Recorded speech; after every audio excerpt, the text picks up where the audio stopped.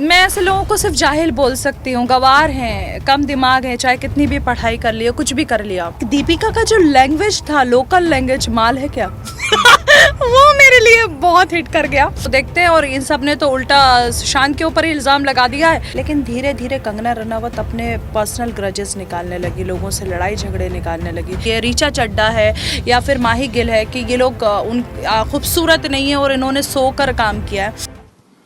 Alright, Arshi जी, सबसे पहले तो हम देख रहे हैं कि लॉकडाउन में सारी दुनिया घरों के अंदर है, लेकिन अर्शी जी अपना काम बैक टू बैक धीरे धीरे हम देख रहे कर रहे हैं, डबिंग कर रही है आप। तो थोड़ा सा कुछ बताना चाहेंगे कि क्या है ये, क्या शो आने वाला है, क्या धमाका करने वाली है आफ्टर लॉकडाउन के बाद? एक्चुअली शो पहले ही स्टार्ट हो जाता, लेकिन ये लॉकडाउन हो गया और हमको भी कोरोना की वजह से हमें सबको अंदर घर पर रहना पड़ा। तो डेफिनेटली अब शोज़ अनलॉक प्रक्रिया स्टार्ट हो गई है, तो सारे काम भी स्टार्ट हो गए हैं। तो मेरा वेब सीरीज़ एक शो है डिजिटल प्लेटफॉर्म के लिए जो आने वाला है, और बहुत कॉमेडी है।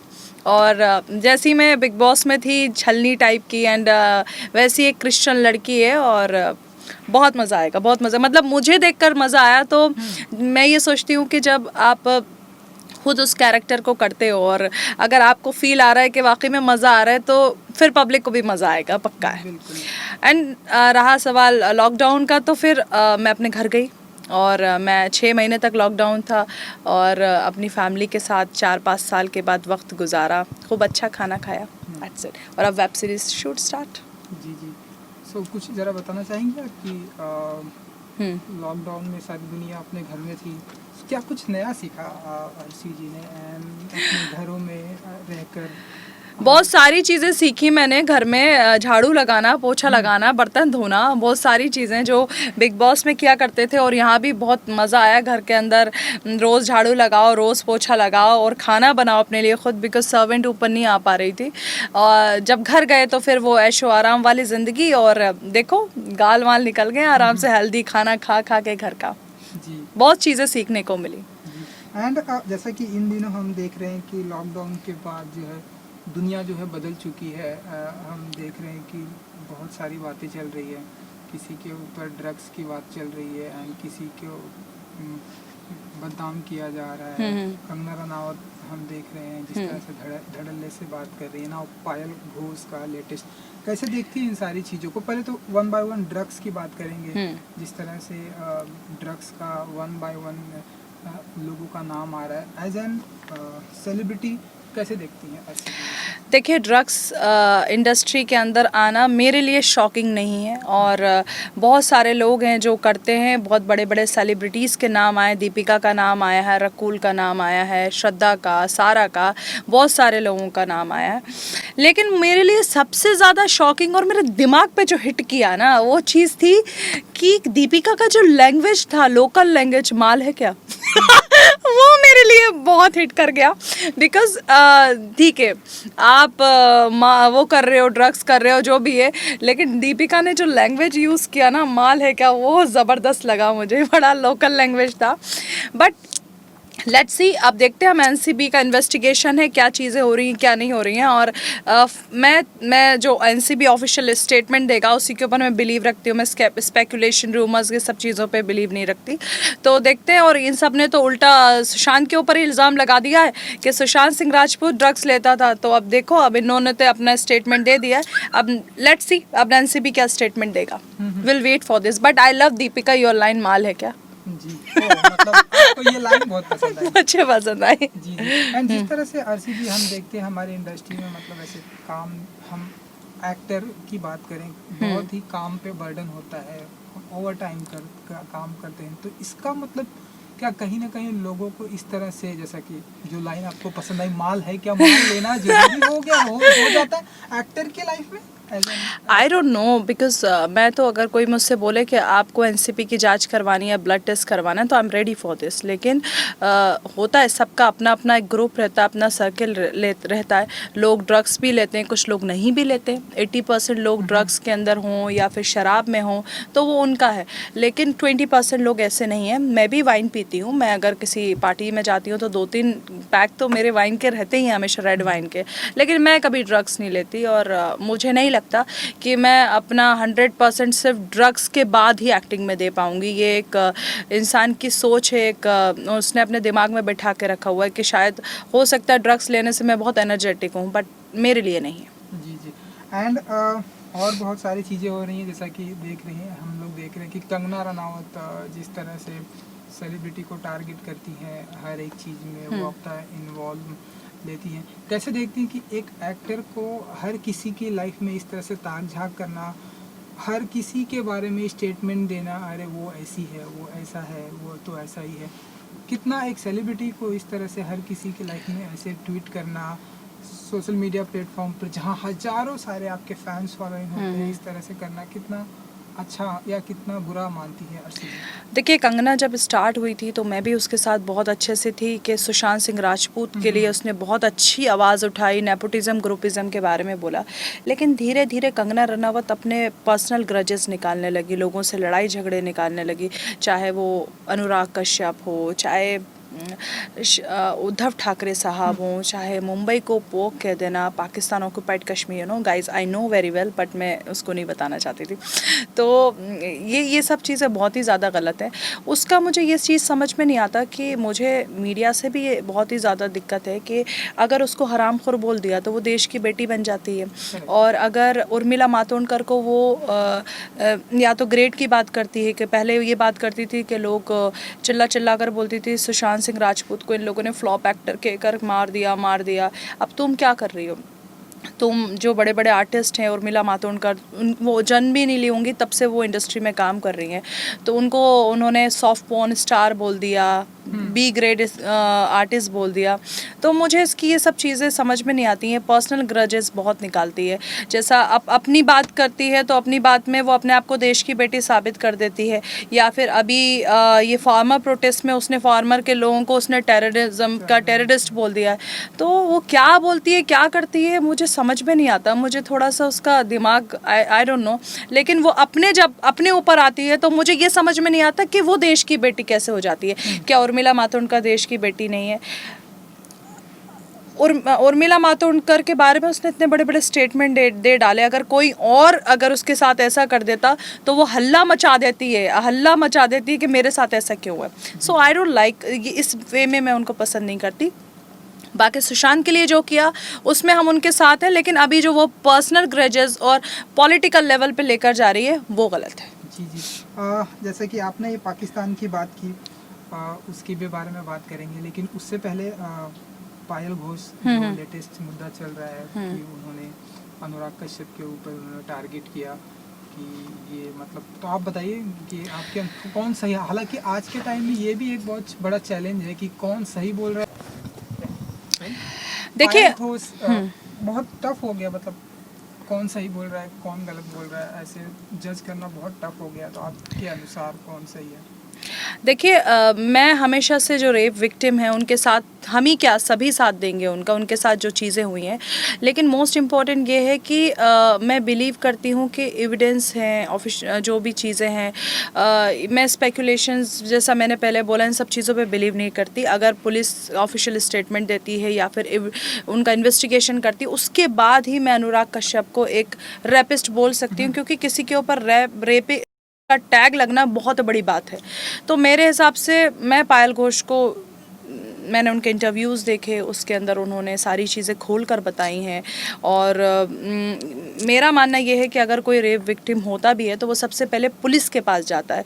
ये नहीं कि ट्विटर के ऊपर आपने लिख दिया और पीएम मोदी को टैग कर दिया है और सारी चीज़ें आप खुलकर बता रहे हो, क्योंकि मेरा ये मानना है कि जो अगर किसी के साथ ऐसी कोशिश की जाती है, हैरेस किया जाता है, तो वो इतना ज़्यादा दिमाग से वो हो जाता है कि भाई क्यों किया, ऐसा क्यों किया। बट उसके बाद मैडम पीएम मोदी को टैग करती हैं, ना कि पुलिस के पास जाने से उन्हें पुलिस के पास जाना चाहिए। हाँ, तो पीएम मोदी को टैग करने से बेस्ट था कि वो पुलिस के पास जाती और वहाँ पर ये सारी चीज़ें बताती कि उसने मेरे साथ ऐसा किया, उसने जिप खोला, ये किया, वो किया, जो पूरी बातें खुलकर वो बता रही है।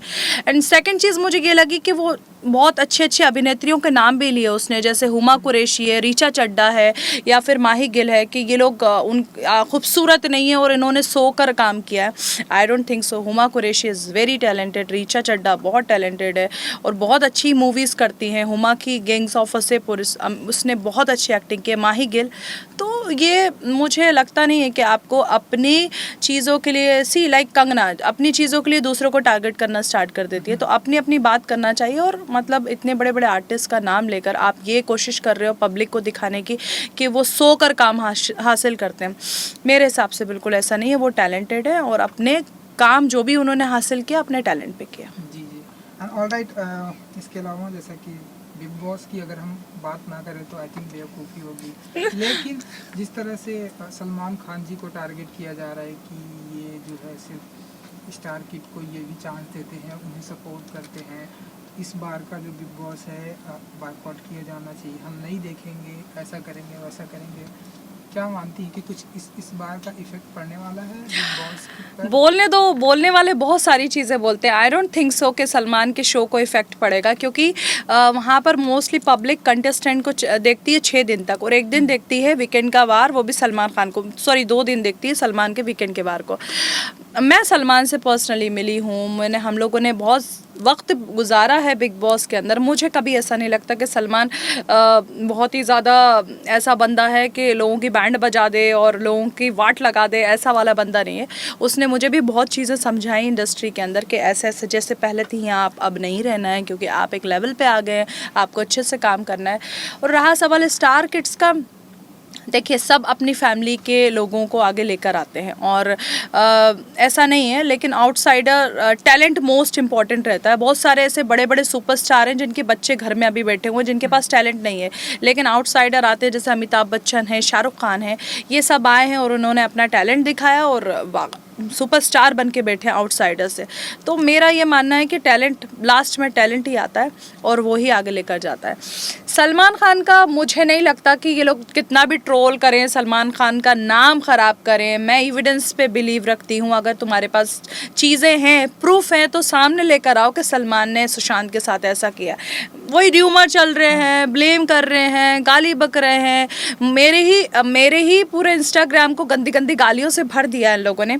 तो मुझे नहीं लगता, सलमान के हेटर्स से ज़्यादा उसके फैंस हैं और उसको वीकेंड के वार पे डेफिनेटली सपोर्ट करेंगे। उसको प्यार करने वालों की मुझे नहीं लगता है कमी है, क्योंकि मैंने जितना देखा है, ये कितना भी करने की कोशिश करे, कितना भी फेक ट्रोलिंग करवाने की कोशिश करें, उसके इंस्टा के ऊपर गंदी गंदी गालियाँ बकते रहें, मुझे नहीं लगता कि उसके बिग बॉस पर असर पड़ेगा। मुझे नहीं लगता। मुझे भी नहीं लगता।